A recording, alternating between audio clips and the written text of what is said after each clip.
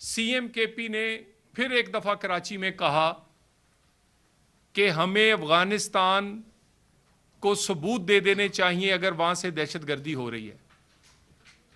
क्या अभी तक आपको ये नहीं पता कि दहशतगर्दी कहां से होती है, कहां उसके कैंप्स हैं, किस जगह ट्रेनिंग है, कौन उन्हें सपोर्ट करता है, कौन वहां से तश्कीलें और ग्रुप्स बनाकर भेजता है, कौन उन्हें एंटर करवाने के लिए अफगानिस्तान अपनी सरकारी फोर्सेस को इस्तेमाल करता है। कितने मुमालिक ने यह बात की है? किसी एक मुल्क ने नहीं। दुनिया के 2 दर्जन मुमालिक ऐसे हैं जो इस बात की निशानदेही कर चुके हैं कि दहशतगर्दी अफगानिस्तान से हो रही है, और इस बात को अब तकरीबन सारे मुत्फिक हैं कि तकरीबन 2 दर्जन इंटरनेशनल दहशतगर्द ऑर्गेनाइजेशंस के फुटप्रिंट जो हैं वो अफगानिस्तान के अंदर है। और क्या सीएम केपी अपने आईजी से या अपने किसी और से पूछें कि जो तश्कीलें आ रही हैं उसमें 70% अफगान शहरी खुद शामिल नहीं? कार्रवाई करके जाते कहां हैं, कहां से कार्रवाई करने के लिए आते हैं, ट्रेनिंग कैंप्स कहां पे हैं? ये सारे के सारी चीजें अगर ये अफगानिस्तान में हैं तो अबहाम पैदा करने की क्या जरूरत है? और ये अब आप अबहाम जानबूझ के पैदा करते हैं। हम ऑपरेशन नहीं होने देंगे, अफगानियों को, गैर कानूनी अफगानियों को वापस नहीं भेज सकते, इन पर एक्शन की बजाय इनसे बातचीत होनी चाहिए। ये नरम रवैया, ये नरम गोशा, इसकी कोई वजह है? कोई तो ऐसी अजीजदारी या कोई तो आप दोनों के दरमियान कोई ऐसी चीज मुश्तरक है। मैं ऑन रिकॉर्ड ये बात कह रहा हूं, 11 साल से पीटीआई के किसी अहम ओहदेदार पे, किसी वजीर, मशीर और लीडर पर हमला नहीं हुआ, और इस 11 साल में पाकिस्तान की तमाम सियासी और मजहबी जमातें जो केपीके में मौजूद हैं, वो छोटी हैं या बड़ी हैं, उन पे हमले हुए हैं।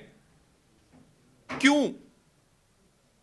क्योंकि वो बोलते हैं दहशतगर्दों के अगेंस्ट, और आप अबहाम पैदा करते हैं आम लोगों के जहन में,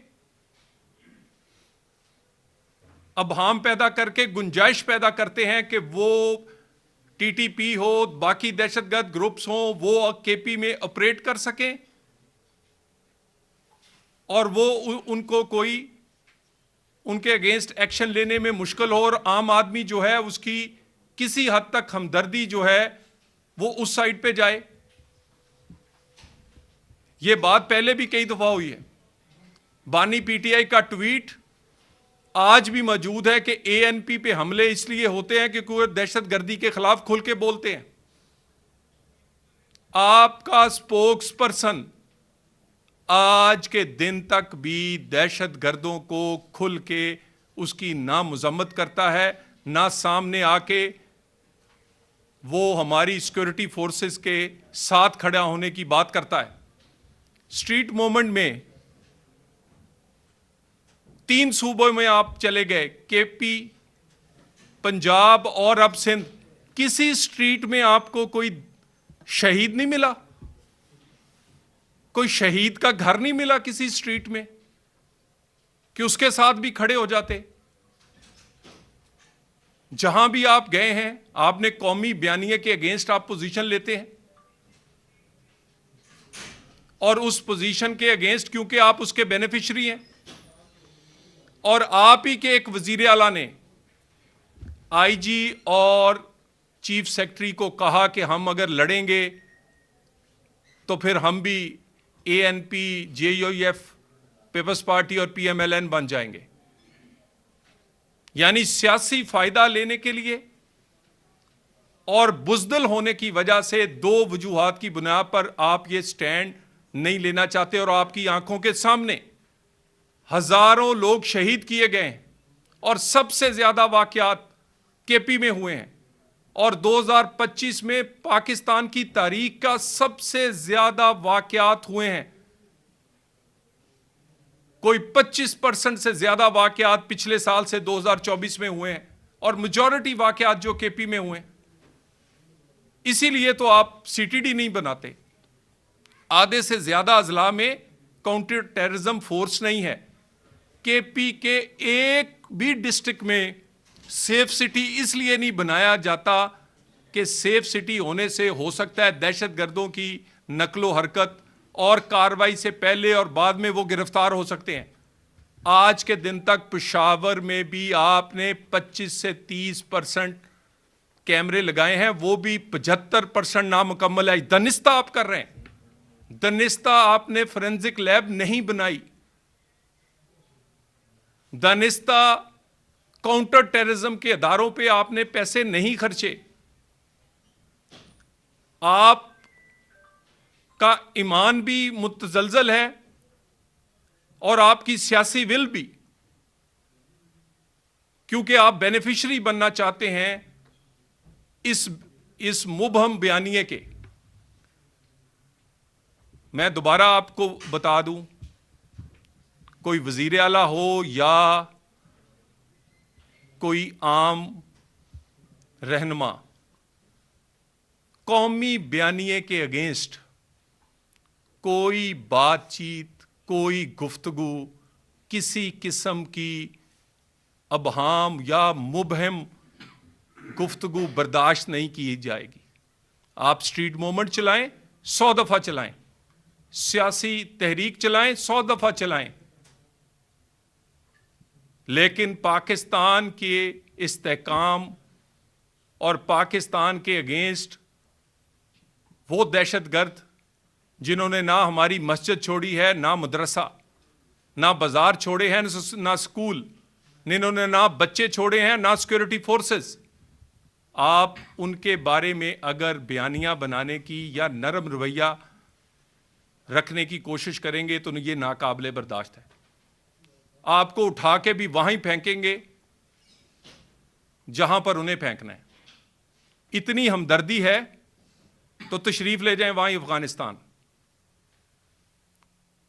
कोई ये नाकाबिले बर्दाश्त है। यानी एक साइड पे 1200 से जायद लोग हमारे शहीद हो गए हैं। कितना खून चाहिए आपको और कि जिससे आपकी गैरत आ सके, या आप में कोई पाकिस्तानी उभर सके, या आप में कोई ईमान की रति सामने आ जाए। कितने लोगों के सर उठाकर उसके फुटबॉल खेले गए, कितने लोग हमारे बच्चे बच्चियां हैं जो यतीम हुए, और कितने ऐसे बच्चे बच्चियां हैं जिन्हें बम्बों से उड़ा दिया गया है। 60 से 70% वाकयात के पीके में हुए। स्ट्रीट मूवमेंट चलाना जरूरी है या वहां पर शोहदा के साथ खड़े होना, सिक्योरिटी फोर्सेस के साथ खड़े होना जरूरी है, दहशतगर्दों के सामने खड़ा होना जरूरी है? आप समझते हैं और आपका बानी समझता है कि जितना मुल्क में इंतशार होगा, जितना फसाद होगा, उतनी रियासत कमजोर होगी। रियासत कमजोर होगी तो ब्लैकमेल होगी, ब्लैकमेल होगी तो फिर मेरा फायदा होगा। इसीलिए आप IMF को खत लिखते हैं, इसीलिए पाकिस्तान के अगेंस्ट बाहर लॉबिंग करते हैं, इसीलिए आप दहशतगर्दों के लिए नरम रवैया रख के रियासत को वहां से ब्लैकमेल करने की कोशिश करते हैं। ये सारी चीजें बार बार आइडेंटिफाई की गई हैं। कोई नरमी नहीं रखेंगे, किसी चीज का ख्याल नहीं करेंगे। अगर कोई एक लफ्ज भी दोबारा केपी या आपके किसी रहनुमा की तरफ से दहशतगर्दों के हक में आया, मुबहम हुआ, आपने इबहाम पैदा किया, क्लैरिटी से सुन लें, पाकिस्तान में दहशतगर्दी की गुंजाइश नहीं। हर दहशतगर्द को वही अंजाम होगा पाकिस्तान में, वो किसी मजहब, किसी फिरके, किसी मुल्क से ताल्लुक रखता हो, जो किसी सफाक आदमी के साथ होना चाहिए। किसी हमदर्द को वही ट्रीट किया जाएगा जो दहशतगर्दों के साथ ट्रीट किया जाता है। हमारे लोगों के सरों के फुटबॉल बने, हमारी सैकड़ों हजारों शहादतें हों, और आप अपना बयानिया बनाकर सियासी फायदा लेने की कोशिश करें। अगर आप में पाकिस्तानियत इतनी नहीं है, अफगानिस्तान से इतनी मोहब्बत है, तो तशरीफ ले जाएं, नहीं तो हम छोड़ आते हैं आपको। कोई छोटी ताकत हो या बड़ी, कोई जहाजों से हमलावर हो या खुदकश बम्बारों से, उसका वही इलाज और वही ट्रीटमेंट किया जाएगा जो हमने मई की जंग में किया है, और इसमें भी आपको होता हुआ नजर आएगा। पाकिस्तान के अंदर और पाकिस्तानियों के खून से खेलने की किसी को इजाजत नहीं देंगे, ना बयानिए के साथ, ना हथियारों के साथ। Thank you very much.